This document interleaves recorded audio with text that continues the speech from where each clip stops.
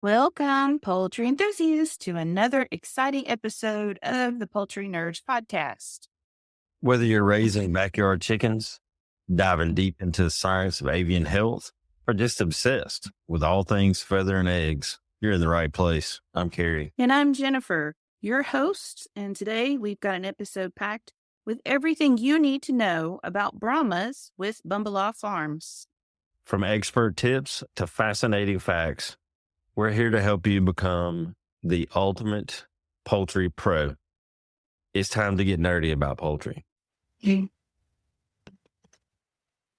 Are you looking for a poultry supplement that goes beyond the basics? Meet Show Pro Poultry Supplement, the only supplement with cysteine, a powerful amino acid for stronger feathers, healthier birds, and better egg production. Give your flock the boost they deserve with Show Pro Poultry Supplement, because healthy poultry starts from the inside out. Hey guys, so we're back today, and we are here with Christen and Jacob from Bumbalough Farms. Welcome, guys. Hi. And they raise Brahmas in Middle Tennessee, which is where I am, but Middle Tennessee is big, so you guys are like, an hour and 10 minutes or so away from me? Yeah. Something like that. I was going to say, in Middle Tennessee, a lot of people would be like, oh, they're neighbors, but not in Middle Tennessee. No. Could be an hour or so away. Yeah, we got a good, I think, about an hour drive to you. Yeah. Nice. And there is no straight shot between here and there. You got to make this big triangle thing. Oh, yeah. But anyway, so welcome, guys. And you guys raise Brahmas and Jersey Giants and goats and horses and all kinds of stuff over in those hills, don't you? Oh, yes. We also raise Rex rabbits and then Blue Slate turkeys. I forgot about the rabbits. You guys are getting really big into showing the rabbits, aren't you? I am. Actually, my next show's on the 25th. That's Yeah, a lot. All right, Well, cool. I'll have to come check one out. That's her deal. I only really deal That's with her the chicken. deal? Yeah. So do they do Yeah. rabbit shows like they do No. chicken shows? The poultry show is your birds just in the cage and they come by and judge. The rabbit show, they call the different breeds. You got to take the rabbit and put it on the table, and then you watch the judge pose it. And if it doesn't place, you pull it off. If it does place, it stays on for best of breed. I enjoy it, but he doesn't enjoy it too much. Oh, you think us chicken people are whacked out. Those rabbit people are crazy. Oh, it's a whole different world. They're either really hard or very stubborn. And it's Okay. just kind of similar to the Wow. chicken. Like a lot of your top breeders won't sell to you unless they know you're serious about bettering the breed and stuff. And then our website is bumbalough.com. Now, for the people from Alabama like me, how do you spell Bumbalough? BUMBALOUGH and then hollow HLOW. .com? Yes. Perfect. BumbalougHollowFarm.com. You got to put the farm on there. Okay. All right. Yeah, they live down in the holler. If you've ever gone over there where she is, she's like in the hills of, it's not like my property's nice and flat and you can see. Faith told me one day you could see a dog run for 2 miles or 2 days or something. And you go over there where they live and it's just deep ravines and you can hide stuff down in those ravines and all kinds of stuff. We're like in the middle of nowhere with hills all the way around. Sounds perfect. So today we're going to talk about your Brahmas, and you do project colors, right? Yes. So we do buff lace, Isabel. We're working on partridge, which Scott Perry is actually working on trying to get them recognized. So they're actually going to start being moved to being called gold and blue gold instead of partridge. So I'm going to start advertising them as gold and blue gold instead of partridge. And then we also raise black mottled. And I am starting to dabble into the dark Brahma so that I do have a recognized color to show. Okay, so let's talk about the partridge for just a minute, because I saw Scott Perry's post about that. Why did you guys decide to change the name of that color? When the judges see partridge, they start judging it towards the other breeds and their partridge standards. And the partridge color on the Brahma doesn't meet the standards that it does on some of the other breeds. So calling it gold and blue gold kind of takes the partridge out of their head for them to be able to judge them the way they need to be judged. It gives them, Okay, gotcha. it also gives them like their own category to be in. Like Christen said, the partridge name is also associated with so many different other breeds and colors, and it's just easier for the judge to not have that in his head, and so that they can have their own category. And Scott has actually wrote up a proposed standard for the gold and blue gold Brahma so that if anybody is wanting to raise them and breed towards to show, I'm happy to share the proposed standard that he wrote up. I have pictures of it. That's a long Can they process. find that on your Facebook page, maybe? They can message me and I can send it to them. Yeah. So for people who, Trying to get these Brahmas, they don't grow very fast, so it does take a long time to get them to the point where what they need to be where they need to be to look like the standard. But that's one thing a lot of people don't understand about Brahmas. They're such a big chicken. It takes them a lot longer time to beef out and to grow into themselves. It's like you're coaching. oh my gosh, they're like molasses. Yeah, on a exactly. cold day. Okay, so for people who don't maybe understand when we're talking about project colors versus approved varieties, like my Orpington, they're buff colors. That's an approved through the APA. We can show it underneath of that variety color. And then in the Brahmas, what's the accepted varieties on the Brahmas? Dark, buff, and light are the ones that are, Light. yeah. Now, I've So had a you lot of can people, show those, you get your points. yes, you can. You can show the non-recognized varieties. You just won't get APA points for it. I like to show them when we do shows just to help get the word out about them and get interest and let people know we raise them.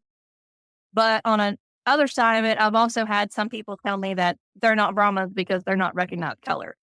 That would be the ones at the shows that have their pinkies out. Yeah. Yes.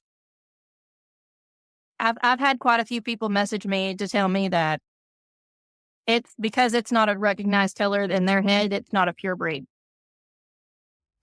They think it's like a run of the mill, just like yard chicken. But in all reality, they're really not. They all start somewhere. Yeah. Yeah. In all reality, they're really not. I mean, It's taken a long time for us to get to where we're at with all of our birds and how they look, and trying to better our breed program. And We've had help from a lot of other breeders as well to help us get to where we are.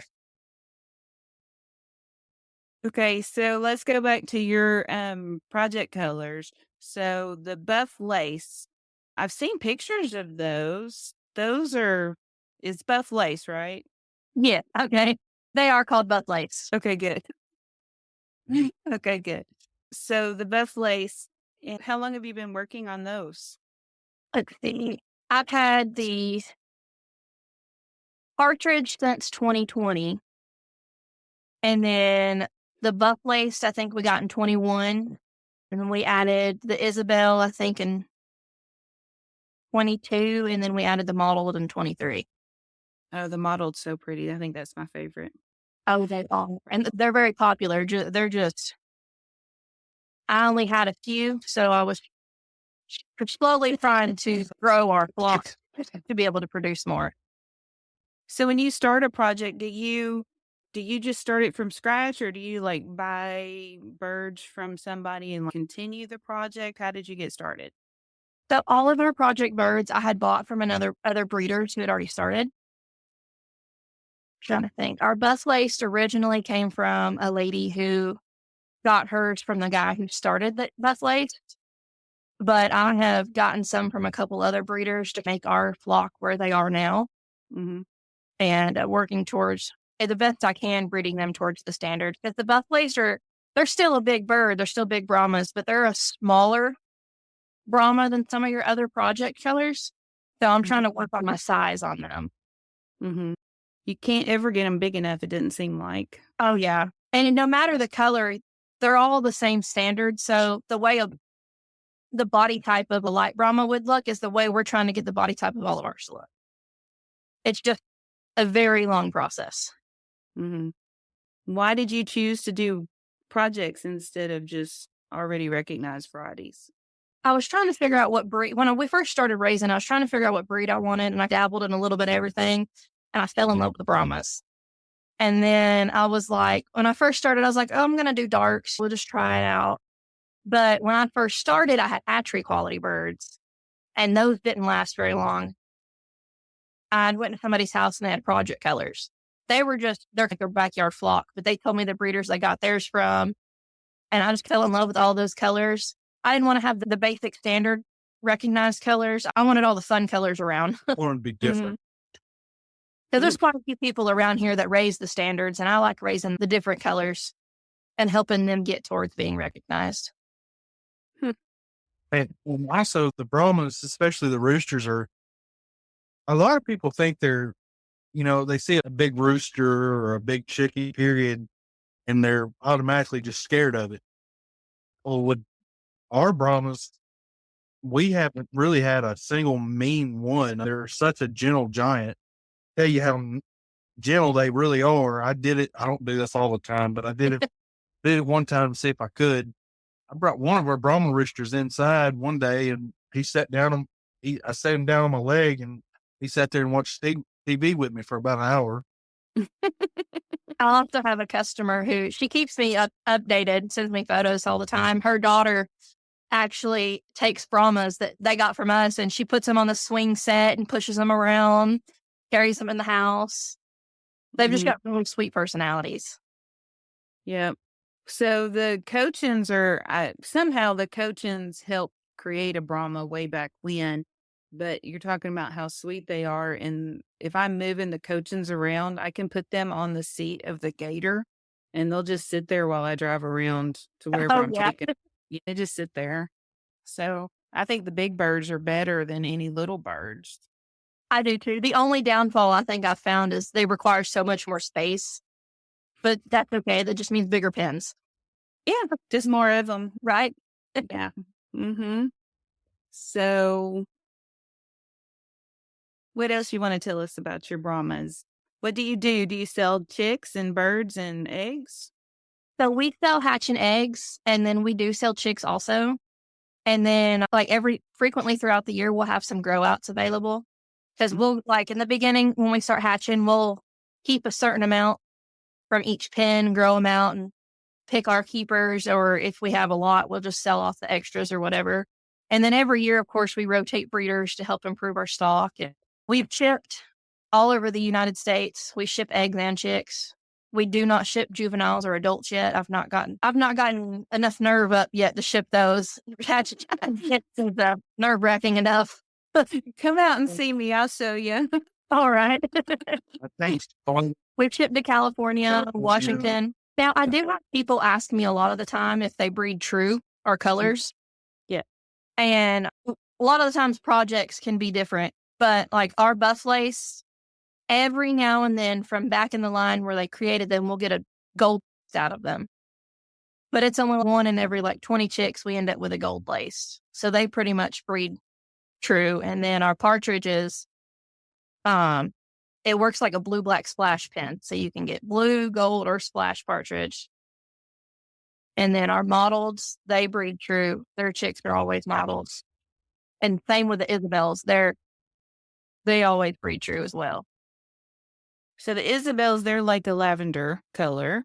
Yes, and they have the same lacing patterns as the partridge do. You can actually put an Isabel with a gold partridge rooster to help improve your Isabel line. Do you have an issue with the shredding gene like they do in the Orpingtons? I have not.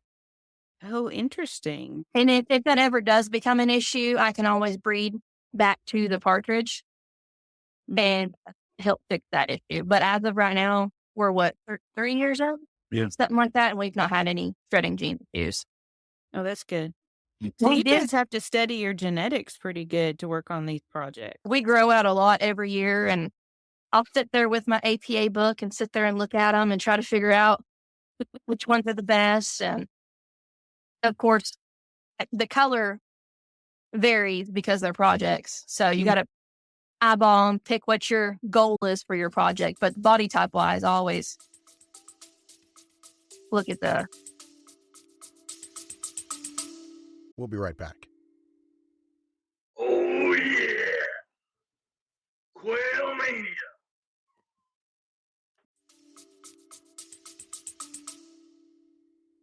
And it does help a lot when you talk to breeders that are willing to talk to you, like Scott Perry. He has helped us a lot. He has studied and been dealing with the Brahmas for a lot longer time than we have.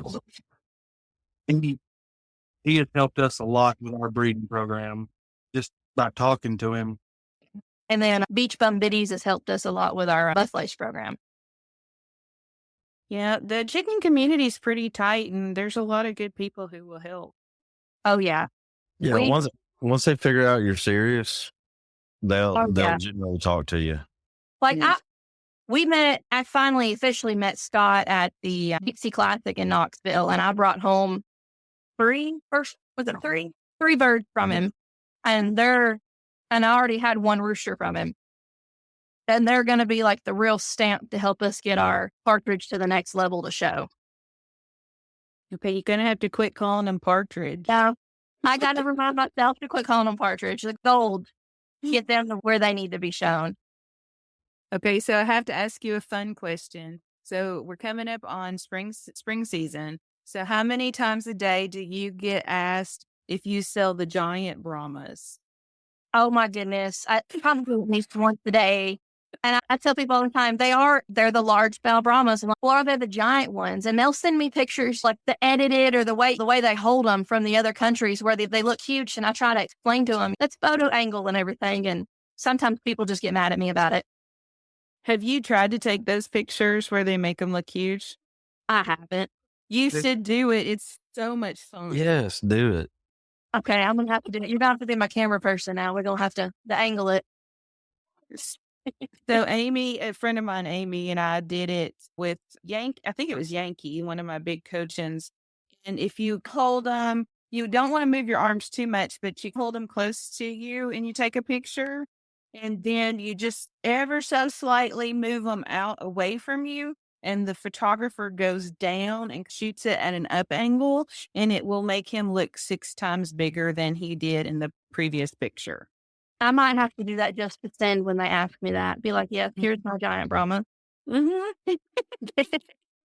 And then when they call you back a year later and go, he didn't grow that big, you'll say, we didn't feed him quite like I do. Yeah.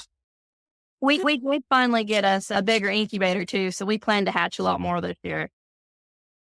Yeah. We got I think the CT 350 maybe from Hatching Time, something like that. One of the big boys. Oh, the HB. Yeah, that's what it is. Yeah. You'll love it. Your hatch rates will go way up. Oh yeah, we've got that. And then we have a friend, one of our poultry friends is moving across the country, and she's got another Hatching Time cabinet. The smaller one, the one you have a bunch of, then she's going to let us buy that one from her. So we'll have 2. And So if I were you, once you have 2, I would have one that I hatch in. Oh yes, that's the plan. Because I'm not doing the same. Yeah, the one that she's got has all the different baskets, and then our big one just has the basket in the bottom. Mm-hmm. Welcome to the big time with all the extra incubators. Oh yeah, you got me. I've been watching you and your hatch rates and your videos, and I told him, I said, we got to upgrade this year.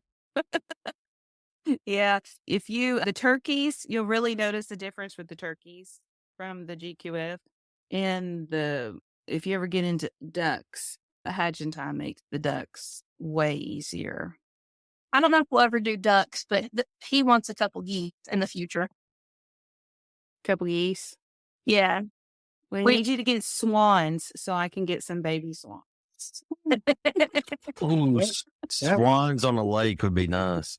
Oh, that would be. That's expensive. Mm-hmm. Well, I'll pitch It's you perception. together. There you go. Hey, I do want an emu later down the road, so We know emu people to hook you up with. sounds good. To me, having an emu walking around would be the ultimate. If you can't have a LGD, having an emu would be like the next best thing. Oh, yeah. I got a solid no from my wife. I had never asked them before. We went to a petting zoo and they had some there, and we both fell in love with the ones they had. And I was like, okay, so when we buy a new property, I was like, we got to have an emu or two. Mm-hmm. They're good for coyotes. Oh, yeah. So what poultry shows are you going to this spring that people could find you? We will be at the Dixon County Poultry Show. It's a double show. Yep. On, I think, April the 26th. Yep. We'll be at that one for sure. And then I know we'll for sure be at the Dixie Classic again in December.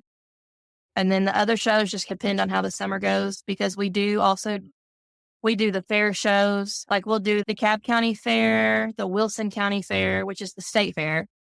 Mm-hmm. And then we'll also do the Bedford County Fair, which they're not the big time shows, but we do like to do those to get the word out about the breeds and be able to talk to more people about them. And then other shows, the big APA shows just depend. Like we'd like to go to the Ohio National this year. Mm-hmm. So that's one we're planning for. And then the others we just plan around, because I have my rabbit shows as well. And then we do our monthly poultry swaps that we run locally. Yeah, I forgot about those. You need to come to Fort Payne. That's a big show. We like it. We like to go down there. Is that Alabama? It is. It's North Alabama, so it's not that far. You'll have to send me the information and we'll look into it. It's February 2nd. It's coming up quick. Oh, okay. Yeah. Yeah. So we don't have, just for our listeners, poultry shows are, I don't know, it seems like they're like 3 hours away from each other. So you do have to do some traveling to find one. The Dixon County show that she's talking about is a new show. I think this is only their second time doing it. I think so. And it's their first time with large fowl. Because I'm going to go. Actually, they just texted me while you were talking. It was funny, coincidence. So there's only, 4 shows, I think, within 3 or 4 hours of us here. Yeah, there's not many. Mm. It's so hard for us to make a lot of the bigger shows because Mhm. we have so many animals to take care of when we leave. Sometimes it's hard to get away Yeah, for multiple days at a time. it is. But you have to go to so many in order to get your project colors admitted into the APA, don't you? Yes, you have to. I think it's 3 or 4 breeders for about 5 years working on getting them out to the public to get them recognized. I could be off on those numbers, but it's like a certain amount of breeders for a certain amount of years showing them and getting the word out to them. I think if you go to the APA's website, they have a document on there that talks about it's a certain number of breeders, 5 years, I know, and you have to have a certain number of birds shown in a certain amount of shows per year as well. Yeah. Any show we go to, we make sure we take our golds to. And then, of course, our Jersey Giants. Those are the main ones we show. And then we'll show some of each color of our Brahmas as well. Yep. And now everybody knows why we travel with so many birds when we go to shows. We have to have all those numbers there. Oh, yeah. Yeah. So, all right. Do you want to tell anybody or tell everybody anything else about your Brahmas? I can't think of anything off the top of my head. I know if anybody ever has any questions about them, like I'm happy to message people and help them the best I can. And it's always nice to have other breeders around working on the same project as well to help get them recognized. Oh, yeah. You can't really Yeah. do this stuff without mentors. So many people helped us with our birds. We try to help as many people as we can. And like I said earlier, I think Brahmas are just so misunderstood. So many people just scared of a big chicken There for a Mhm. while, the Brahmas really weren't that popular, but they're starting to pick back up and get popular again. I had them for about 2 years, and I just had light Brahmas, but I liked them. They used to sit on top of my goats. I have pictures of them on top of my goats. I'll put a link to your website and Facebook page in the show notes on the website so people can find you. Alrighty. And I appreciate you guys coming today and talking about Brahmas. Of course. Oh yeah, for sure. Thank you for joining us this week. Before you go, be sure to subscribe to our podcast so you can receive new episodes right when they are released. And they're released every week. Feel free to email us at poultrynerds@gmail.com to share your thoughts about the show. Until next time, Poultry Pals, keep clucking, keep learning, and keep it exciting. This is Carey signing off from Poultry Nerds. Feathers up, everyone.